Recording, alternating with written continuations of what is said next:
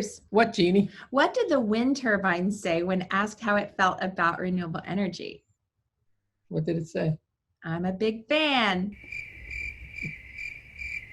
Okay, so who's our guest today?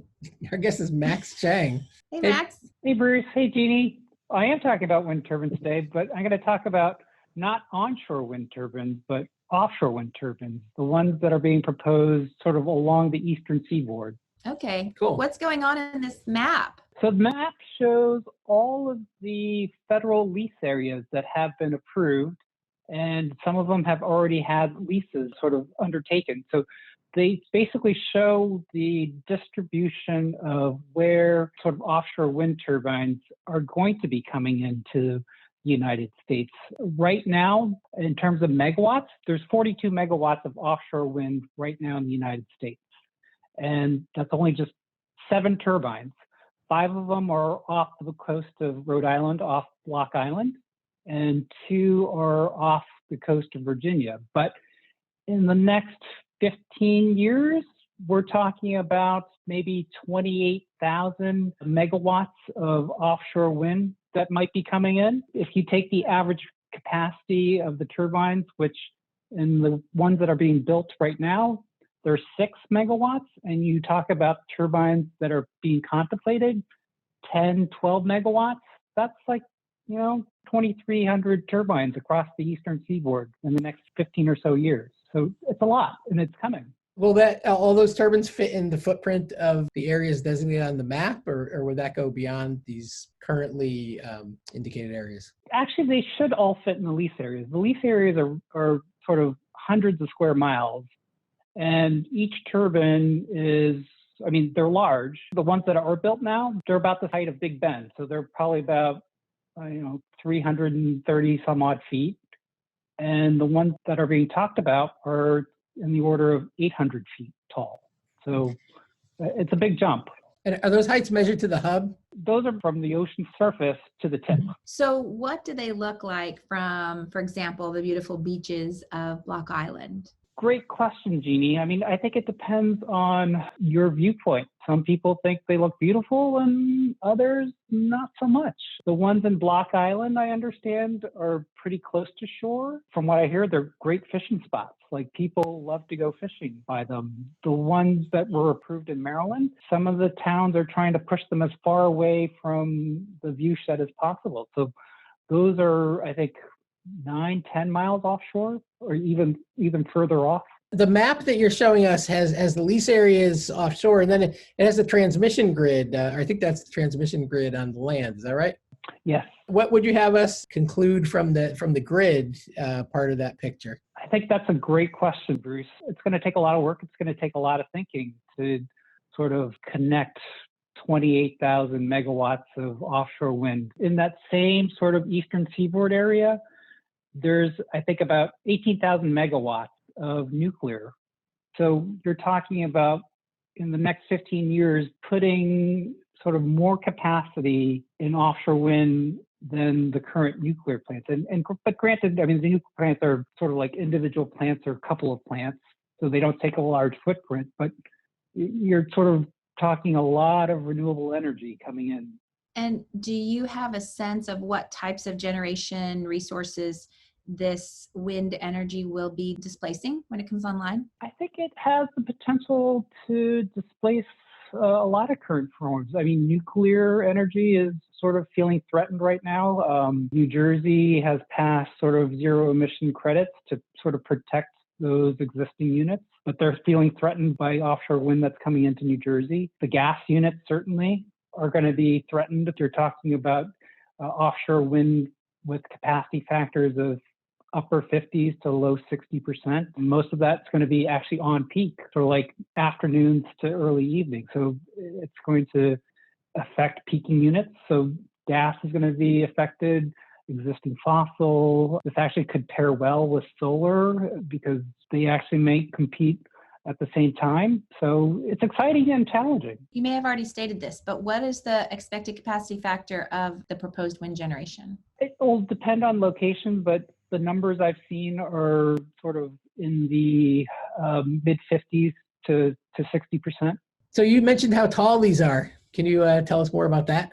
Sure, I've got a next slide. The next slide actually has sort of a schematic of the size of the turbine that just recently got approved in Maryland and New Jersey, and relative to a number of sort of famous buildings around the world. You can see that the turbine is definitely taller than the Washington Monument, almost as tall as the Eiffel Tower. These are going to be big turbines. Well, sure. I mean, people are walking around the bottom of the Eiffel Tower and it looks pretty big from there, but who's really going to be around the base of any of these turbines? Just fishermen and boats? Yes, that's a good point, because these are going to be offshore. So chances are people aren't going to be up close to them. I mean, if you are standing on the beach, you might see something that's, this tall, or depending on how far you are. And I mean, you'll see it. So when some of the earliest wind farms were put in, there was maybe a little less understanding about migratory bird paths. Is there good attention going into that piece of this planning? That is part of the federal approval process. So they definitely look at the bird species. The big one is actually whale migration path. They're making sure that when the construction occurs, they're timing it to avoid whale migration. And then with the birds, I think they are using Doppler radar to see where the migratory paths are. So they are definitely taking that into account. How successful they are, I think that's an open question. I think probably the experience in Europe might be a good example. I think since there's a lot more offshore wind projects that have been in place in Europe for a number of years now, I think there is better data about sort of the impacts on bird migrations. Well, I mean, that sounds great, but my concern is construction always takes longer and sometimes many times longer. So I wonder if there are mitigation measures, like if they can't just avoid the whale season, if there are any other efforts at mitigating that disruption, because it seems like a really big risk. It is a big risk, and actually part of the reason why these developers are going towards the turbines that are sort of 10 to 12 megawatts is precisely to shorten the construction timeline. So like I said, the turbines off of Rhode Island and Virginia, those are 6 megawatt turbines. So you're doubling the capacity, which actually means you're almost halving the construction time, because you don't need as many trips. Even though they need to be spaced further apart, you can actually squeeze in more turbines in a smaller area. So it balances out. What's the most surprising thing that you learned in studying this project? So one of the big things you need to sort of put up one of these turbines is a vessel called a jack-up vessel. And basically, it's a big ship with 4 legs, and literally the ship will go to where the turbines are placed and literally raise itself up off of the seafloor. There are no jack-up vessels with the capability to lift the turbines in the United States right now. And so when they built the Rhode Island offshore wind turbines, they actually had to bring in a ship from, I think, Denmark. But because of the Jones Act, which sort of prevents foreign vessels from doing work within the United States, that vessel could not dock in Rhode Island to pick up the parts. So they actually needed a separate vessel to pick up the pieces that were shipped from Denmark to Rhode Island and then pick them up onto another vessel to ship them to the jack-up vessel in order to build the turbine. So that was actually really fascinating, that this legislation, which was meant to protect the U.S. shipping industry, is going to have a huge impact on sort of future offshore wind development in the country.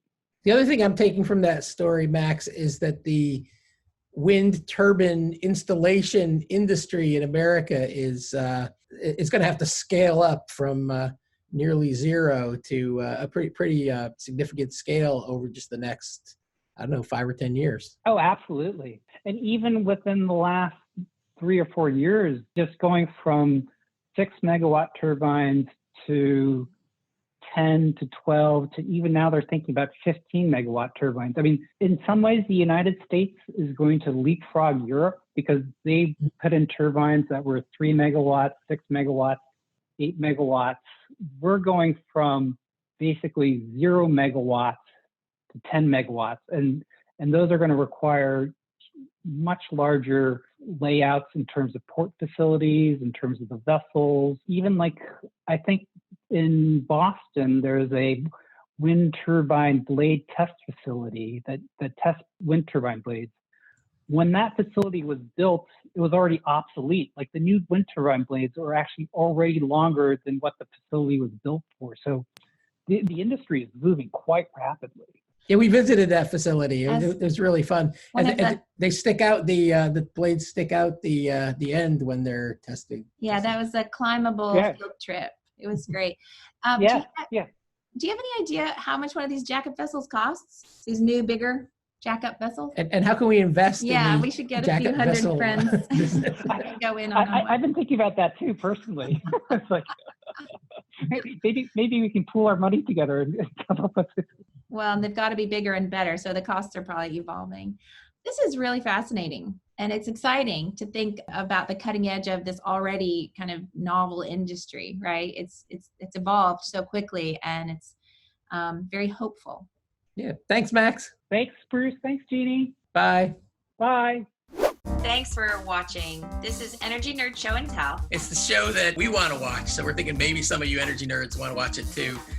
If you do, then tell your friends and subscribe right around here. Click there. And check or there or over here. Instagram and Twitter and Facebook and YouTube and where else? And the Energy Nerd website at energynerdshow.com. You can always go there. And if you want to be a guest, you can volunteer to be a guest. We love to have guests. In fact, that's kind of what the show is all about. Absolutely.